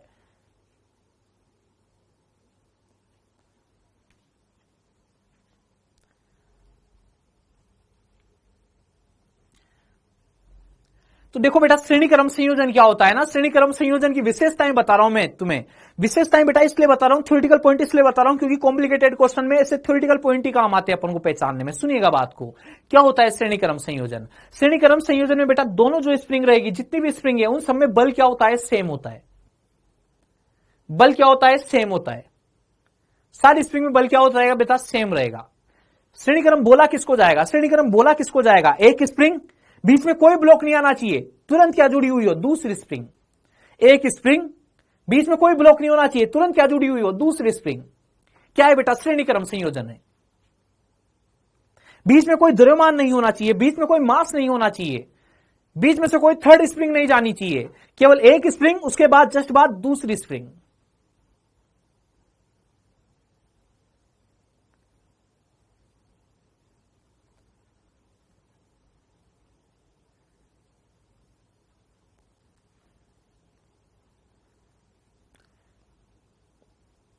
तो बेटा एक स्प्रिंग, दो स्प्रिंग, बीच में कोई ब्लॉक नहीं है, बीच में से कोई थर्ड स्प्रिंग नहीं जा रही है, तब बेटा इसको क्या बोला जाएगा? श्रेणी क्रम संयोजन। अगर बेटा बीच में से थर्ड वाली स्प्रिंग चली जाए, बीच में से यहां कोई स्प्रिंग निकल गई, अब बेटा ये श्रेणी क्रम संयोजन नहीं है। बीच में यहां पे मैं मास लगा दूं, अब बेटा ये श्रेणी क्रम संयोजन नहीं है। श्रेणी क्रम संयोजन तभी तक है जब दो स्प्रिंग लगातार जुड़ी हुई हो, बीच में कोई मास ना हो, बीच में से कोई थर्ड स्प्रिंग ना जा रही हो, तो बेटा उस वाले संयोजन को क्या बोला जाएगा? श्रेणी क्रम संयोजन बोला जाएगा।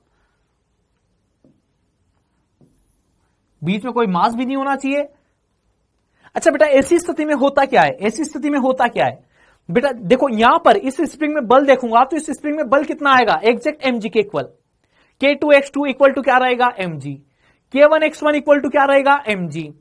बेटा जब दोनों स्प्रिंग में, सारी स्प्रिंग में बल क्या होता है? सेम होता है।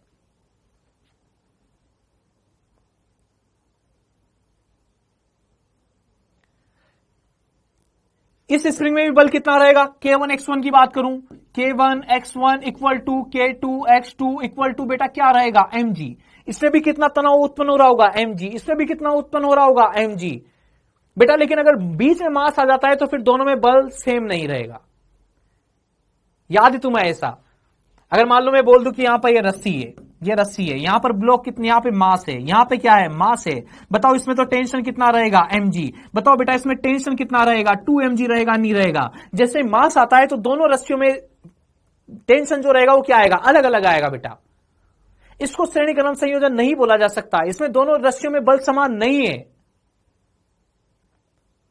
लेकिन अगर बीच में मास नहीं होता तो पूरी रस्सी में टेंशन क्या होता? mg mg mg होता।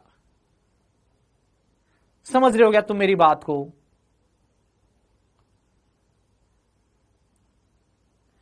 श्रेणी क्रम संयोजन बल क्या रहेगा? सेम। बीच में कोई मास नहीं होना चाहिए, लगातार जुड़ी हुई हो, स्प्रिंग लगातार जुड़ी हुई हो, वो श्रेणी क्रम संयोजन है। सब में बल क्या रहेगा? Same. Exact mg mg mg mg through out, पूरे उसमें बल क्या दिखेगा? mg mg mg।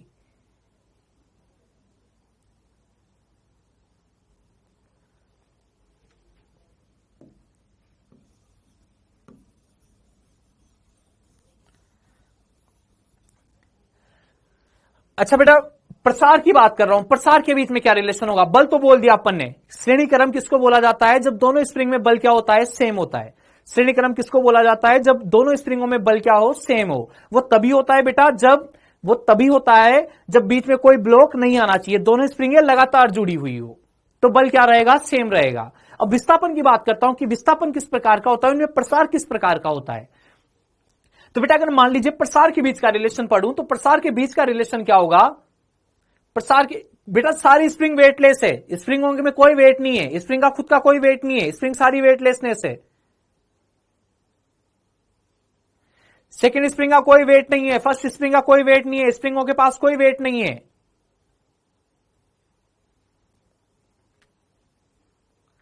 अच्छा अब देखो बेटा है ना, प्रसार के बीच में क्या रिलेशन रहेगा?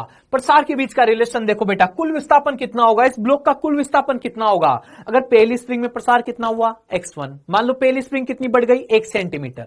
दूसरी स्प्रिंग कितनी बढ़ गई? 2 सेंटीमीटर। तो जो ब्लॉक है वो टोटल उसका विस्थापन कितना होगा? 3 सेंटीमीटर होगा।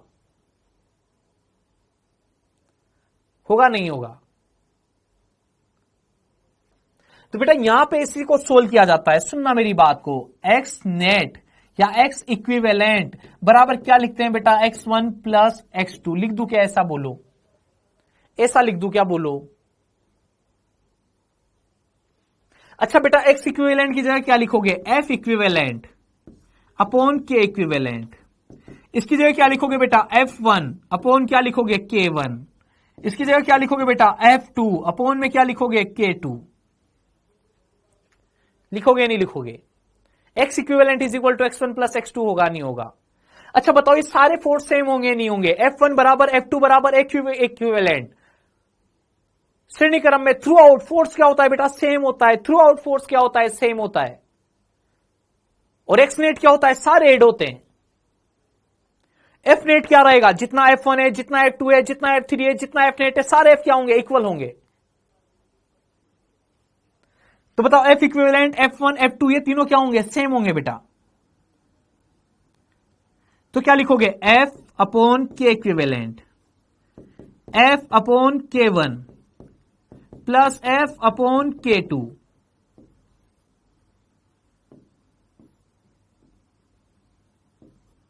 और बेटा क्योंकि ऐसा इसलिए लिख रहे हैं क्योंकि एफ इक्विवेलेंट इक्वल टू क्या है, F1 है, इक्वल टू F2 है, इक्वल टू क्या होगा, F होगा। एफ से एफ को निपटा दूंगा क्या बेटा,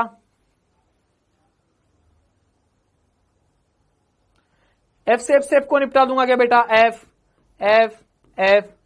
फॉर्मूला क्या आएगा बेटा अपने पास, फॉर्मूला क्या आ जाएगा, 1 upon k equivalent is equal to 1 upon K1 plus 1 upon K2। क्या ऐसा फॉर्मूला कहीं ना कहीं पढ़ा है क्या तुमने, आर इक्विवेलेंट वगैरह का फॉर्मूला पढ़ा है, रेजिस्टेंस में पढ़ा होगा 9th-10th क्लास में। तो बेटा जो वहां पर समांतर क्रम का फॉर्मूला आता था वो स्प्रिंग में किसका होता है बेटा, श्रेणी क्रम को होता है। स्प्रिंग के लिए जब के की बात करते हैं तो जो फॉर्मूला वहां पे समांतर क्रम का होता है, सेम वैसा ही फॉर्मूला किसका होगा, स्प्रिंग के का होगा, श्रेणी क्रम में।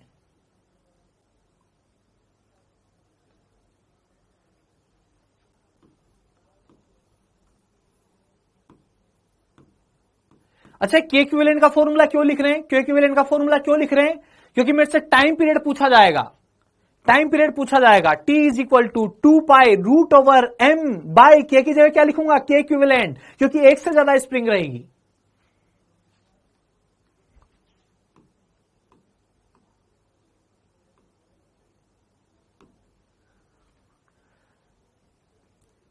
अच्छा मैं लिखूंगा ऐसे, स्लाइड मिक्स तो नहीं होगी,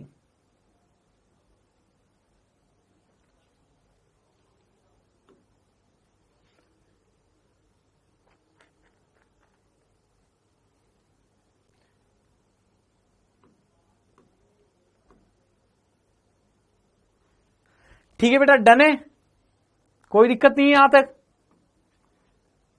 इसको मिटा दूं मैं, जो लिखा है मिटा दूं, आगे लिखा हुआ है, प्रिंटेड फॉर्म में लिखा हुआ है।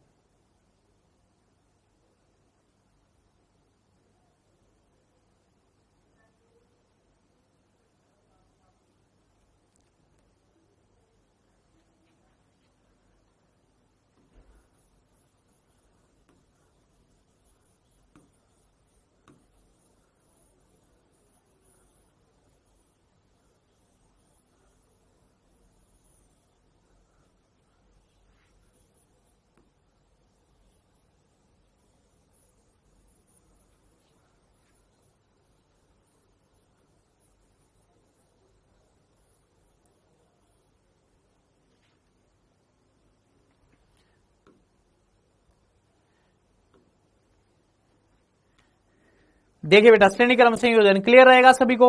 x1 x नेट बराबर क्या रहेगा, x1 प्लस x2, फिर ये x नेट की जगह लिखा है यहां से ना बेटा, ये x नेट की जगह लिखा है यहां से, x नेट की जगह से लिखा है f अपॉन के इक्विवेलेंट, यहां पर f अपॉन K1, यहां पर f अपॉन K2, f से f को निपटा देंगे, ये फॉर्मूला आ जाएगा।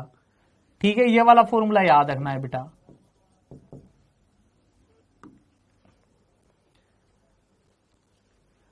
अच्छा सुनिएगा बात को, है ना, के इक्विवेलेंट, के इक्विवेलेंट के आगे अपन ने, अब देखो आगे क्या लिख रहे हैं, यहां से देखना, यहां से इक्वेशन लिख रहे हैं, आप इक्वेशन को आगे बढ़ा रहे हैं, इक्वेशन को आगे बढ़ा रहे हैं ना, इस जगह से देखो जो के इक्विवेलेंट होता है वो क्या 1/t² के प्रोपोर्शनल होगा क्या, देखो 1/t², के इज इक्वल टू 1/t², जानते हो t is equal to 2π√m/k, t is equal to 2π√m/k। यहां से देखो बेटा t² डायरेक्टली प्रोपोर्शनल टू क्या होगा, 1/k, k directly proportional to क्या आएगा बेटा, t² भैया 1/t²।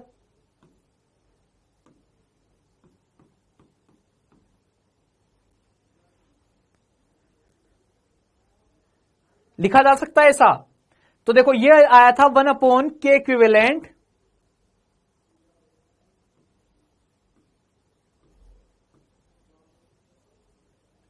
देखो बेटा ये लिखा जा सकता है क्या, 1/k इक्विवेलेंट की जगह t equivalent square equal to t1² plus t2²। ऐसे बेटा फ्रीक्वेंसी जो होती है वो 1 टाइम पीरियड होती है, तो फ्रीक्वेंसी के लिए ये लिखा जा सकता है क्या, देखो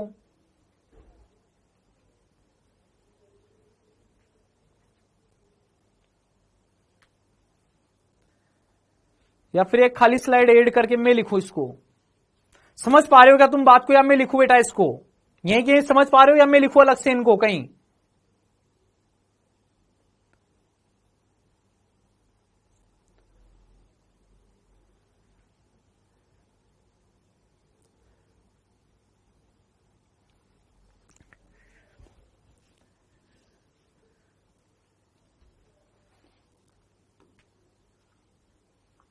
अच्छा बेटा आ गया है, खाली पेज आ गया है, सुनना मेरी बात को, है ना, खाली पेज आ चुका है, सुनना मेरी बात को, खाली पेज में बता रहा हूं तुम्हें, है ना।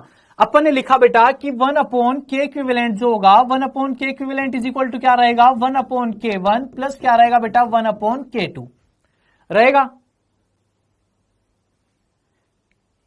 ये रहेगा बेटा 1/k equivalent is equal to 1/k1 plus 1/k2। अब बेटा मुझे पता है कि जो t होता है वो डायरेक्टली प्रोपोर्शनल टू 1/√k होता है। इसकी जगह मैं ये भी लिख सकता हूं कि जो टी स्क्वायर होता है बेटा वो T square directly proportional to 1/k होता है, लिखा जा सकता है क्या ऐसा। अच्छा बेटा इसकी जगह लिखो कि k इक्विवेलेंट 1/k की जगह क्या लिख दोगे, टी स्क्वायर, ये लो t इक्विवेलेंट का स्क्वायर इक्वल टू क्या आ जाएगा, t1 स्क्वायर इक्वल टू क्या आ जाएगा, t2 स्क्वायर। अच्छा बेटा फ्रीक्वेंसी इसका अपोजिट होती है, तो क्या लिखोगे, 1/n इक्विवेलेंट का square equal to 1/n1 square plus 1/n2 square.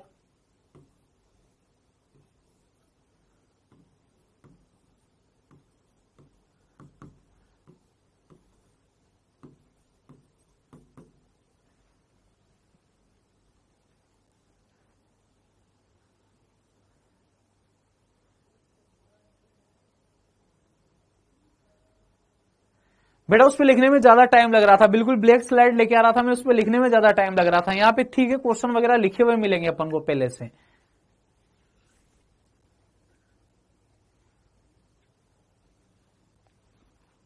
अच्छा ये T1 T2 का मतलब समझ रहे हो तुम, T1 T2 का मतलब क्या होता है, क्वेश्चन की लैंग्वेज पढ़ के समझ में आना चाहिए T1 T2 का मतलब क्या है।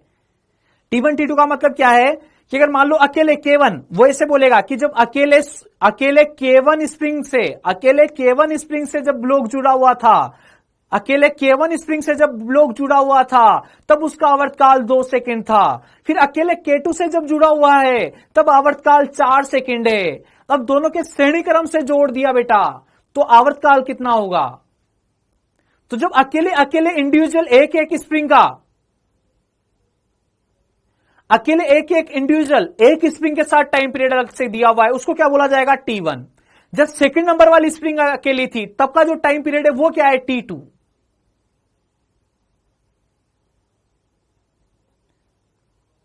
T1 T2 क्या है बेटा, यहां पर अकेले K1 स्प्रिंग से जुड़े होने पर जो आवर्तकाल होता, ब्लॉक अकेले स्प्रिंग से जुड़ा है K1 से, तब का अगर आवर्तकाल दिया हुआ है तो उसको क्या लिखा जाएगा, T1। जब बहुत सी बार वो संयोजन के क्वेश्चन पूछता है तो ऐसे बोलेगा कि पहले अकेली इस स्प्रिंग से जुड़ा हुआ था तब आवर्तकाल इतना था, फिर अकेली इस दूसरी स्प्रिंग से जुड़ा हुआ है तो आवर्तकाल इतना है, अब दोनों के संयोजन से जुड़ा हुआ है तो आवर्तकाल बताइए।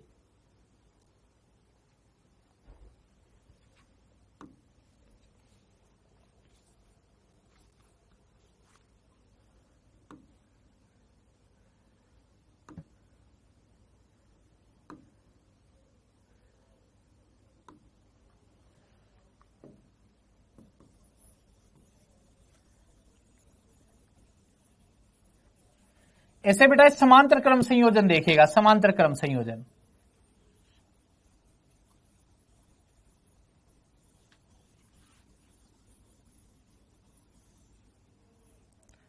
समांतर क्रम संयोजन। हाँ बेटा क्वेश्चन भी करवा रहा हूं, इसके क्वेश्चन अभी होंगे, फटाफट फटाफट फटाफट। समांतर क्रम संयोजन देखिए बेटा, अब समांतर क्रम संयोजन में एक फोटो जो बना हुआ है दिख रहा है बेटा, है ना, समांतर क्रम संयोजन। इस संयोजन को देखते, फोटो को देख के आइडिया लग जाना चाहिए।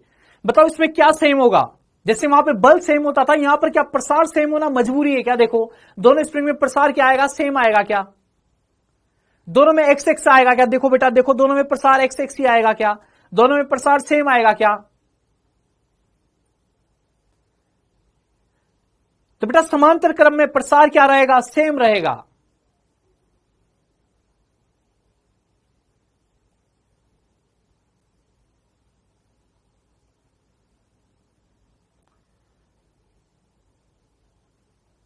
बेटा प्रसार सेम रहेगा क्या दोनों में, अच्छा प्रसार दोनों में सेम रहेगा। अगर ये ब्लॉक एक्स नीचे आएगा तो पहली स्प्रिंग में भी प्रसार कितना होगा, एक्स ही होगा, दूसरे में भी कितना होगा, एक्स ही होगा, इक्विवेलेंट प्रसार भी कितना रहेगा, एक्स ही रहेगा। बेटा समांतर क्रम संयोजन में क्या सेम होता है, प्रसार सेम होता है, और परिणामी बल कितना हो जाएगा बेटा, अगर ये F1 है, ये वाला कितना है F1, ये वाला कितना है F1, ये वाला कितना है F2, तो F नेट बराबर कितना रहेगा बेटा, F1 प्लस F2 होगा। F नेट बराबर कितना रहेगा, F1 प्लस F2 होगा।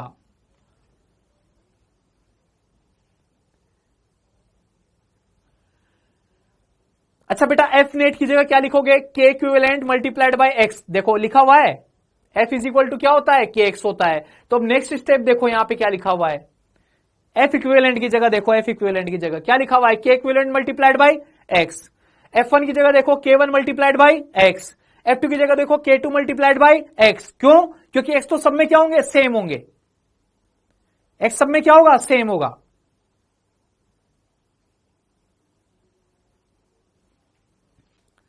तो बेटा यहां से x कैंसिल आउट हो जाएगा। प्रसार सब में क्या रहेगा, सेम होगा। समांतर क्रम संयोजन है, मतलब प्रसार क्या होता है, समान होता है बेटा। प्रसार क्या रहेगा, समान रहेगा। प्रसार बराबर समान, और कितना रहेगा, x रहेगा सब में प्रसार क्या होता है, समान होता है। x से x नहीं पढ़ लिया बेटा। के इक्विवेलेंट बराबर कितना आ गया, K1 प्लस K2। इससे बेटा टाइम पीरियड ये लिख दिया 1/t² होता है। और बेटा 1/t² है तो फ्रीक्वेंसी क्या रहेगी, डायरेक्टली स्क्वायर रहेगी। देखो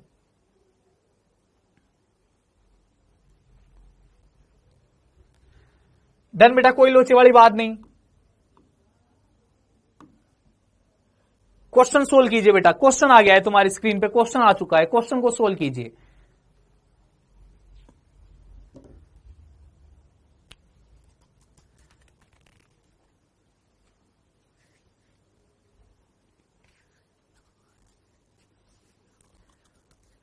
कल बेटा आधी क्लास में इसका सिंपल पेंडुलम वाला पार्ट पड़ा हुआ है, सिंपल पेंडुलम वाला पार्ट बचा हुआ है, तो आधी क्लास में सिंपल पेंडुलम वाला पार्ट पूरा कर देंगे, कल ये कंप्लीट हो जाएगा।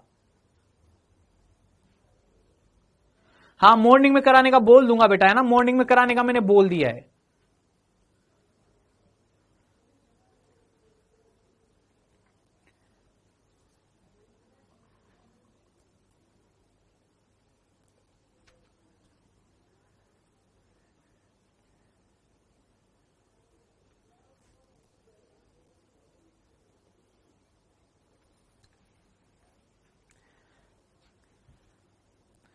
कौन सा कॉम्बिनेशन है बेटा, कौन सा संयोजन है, संयोजन बोलो कौन सा है,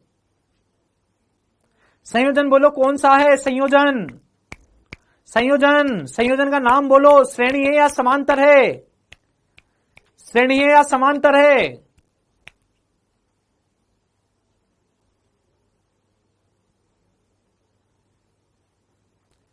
सीरीज कॉम्बिनेशन है, श्रेणी है। श्रेणी में फॉर्मूला किसकी तरह लगेगा, 1/r की तरह। 1/k equivalent equal to 1/k1 plus 1/k2 plus 1/k3, 1/12 plus 1/6 plus 1/4। यहां से बेटा एलसीएम कितना आ जाएगा, एलसीएम आ जाएगा यहां से 12 आ जाएगा, यहां पर 1, यहां पर 2, यहां पर 3। 6/12 मतलब कितना बेटा, 1/2। 1/k इक्विवेलेंट कितना, 1/2। यहां से बेटा k इक्विवेलेंट बराबर कितना बेटा, 2 आ गया, 2। अच्छा अब टाइम पीरियड बोलो बेटा, t बराबर कितना, 2π√m/k, 4/2π√m/k की जगह क्या बेटा, k इक्विवेलेंट। 2π√m की जगह कितना लिख दू बेटा, 4, और k इक्विवेलेंट की जगह कितना लिख दू बेटा, 2। कितना आ जाएगा बेटा, 2√2π आ जाएगा, क्या बोलो।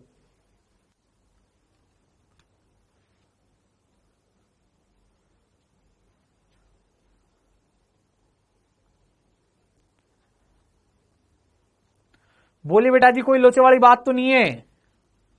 डन, आगे चलूं, कीजिए बेटा इस वाले को सोल्व कीजिए। अब रफ्तार से कीजिए। इसमें तो के equivalent direct K1 plus K2 plus K3 खत्म, K1 plus K2 plus K3 खत्म।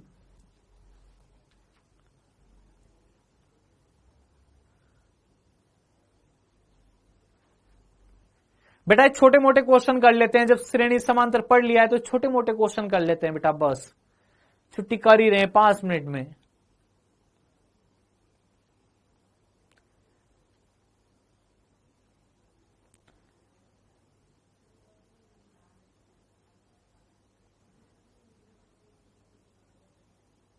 (4√2) नहीं बेटा, 2√2 आएगा लास्ट वाले में। तो इस वाले में बताओ,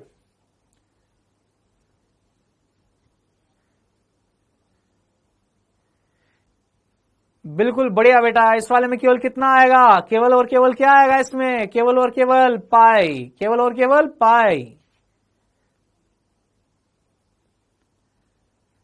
बोलो के इक्विवेलेंट कितना बेटा, के इक्विवेलेंट इज इक्वल टू क्या लिखोगे, K1 plus K2 plus K3, K1 plus K2 plus K3 करो 9 प्लस 4 प्लस 3 कितना हो जाएगा बेटा 16। के इक्विवेलेंट कितना आ जाएगा 16। यहां से T इज इक्वल टू बोलो कितना आ जाएगा 2 pi root over M by K equivalent, 2 pi root over M की जगह 4, M की जगह 4 बेटा, के इक्विवेलेंट की जगह कितना 16, 4 से इसको निपटाओगे बेटा 4 टाइम्स, इसमें से 2 बाहर आ जाएगा, कितना आ जाएगा पाई सेकेंड।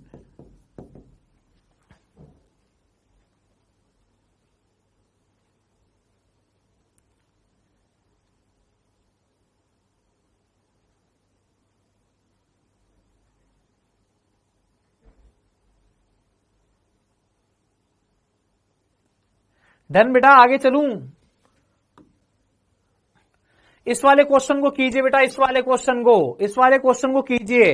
मुझे पहले ये भी बता दीजिए मुझे पहले किस टाइप का बेटा कोई कॉम्बिनेशन होता है ना, इस टाइप का कोई कॉम्बिनेशन है ना, ये लिख लो यहां पे। इस टाइप का अगर कोई कॉम्बिनेशन आ जाए तो ये दोनों जो स्प्रिंग है बेटा ये किस में है, ये दोनों स्प्रिंग किस में है बेटा, समांतर क्रम में। किसमें, ये समांतर क्रम है। क्या है बेटा, समांतर क्रम है। कोई बताएगा इस समांतर क्रम क्यों है। इधर जो मैंने फोटो बनाया हुआ है बेटा ब्लू कलर से, कोई बता सकता है कि समांतर क्रम क्यों है बेटा, समांतर क्रम क्यों है ये पूछ रहा हूं मैं। इधर ब्लू कलर से जो फोटो बना हुआ है, समांतर क्रम संयोजन क्यों है। समांतर क्रम की कोई ना कोई खासियत बताई थी मैंने, कोई ना कोई क्वालिटी बताई थी मैंने कि समांतर क्रम ये होता है।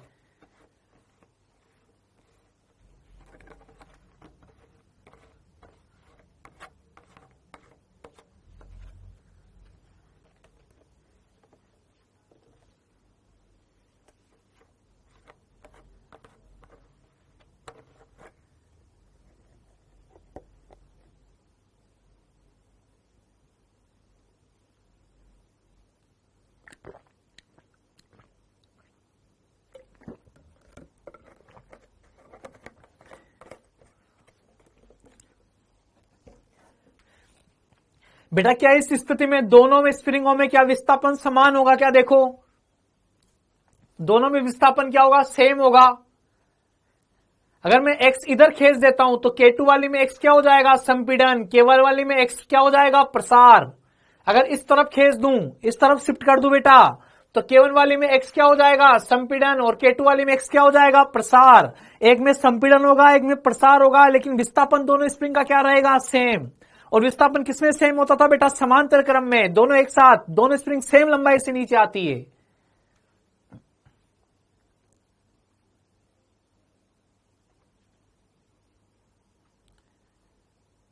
बेटा समझ पाए हो क्या इस टाइप का कॉम्बिनेशन क्या होता है, समांतर क्रम होता है। इधर साइड में नोट डाल के लिख दिया है मैंने, है ना।